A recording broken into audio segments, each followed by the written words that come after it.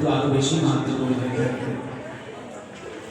তো বিশেষত আমার পরম গুরুদেবের কিছু মাহাত্ম্য আছে, যে কথাগুলো হয়তো আপনারা অনেক জায়গায় শুনে থাকেন না, এরকম ধরনের কথা, এরকম ধরনের মাহাত্ম্য বিষয়।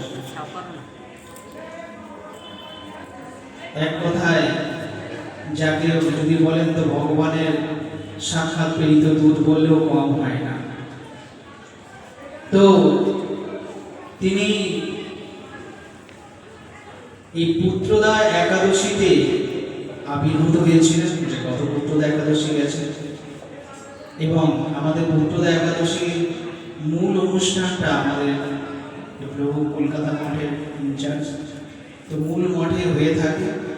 আর তারপরে আমরা সব আমাদের মতো করে, নিজেদের মতো করে এই মঠ, একদিন ওই মঠে এইভাবে আমরা করে থাকি।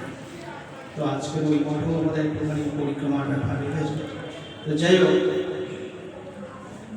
তো সেখানে একটু আগে প্রভুজি কীর্তনে বলছিলেন যে কুকুরাদি শ্রীকাল এ দেহ ভক্ষণ করবে। হ্যাঁ, তো আমি কিন্তু বেশি কথা আগাবো না।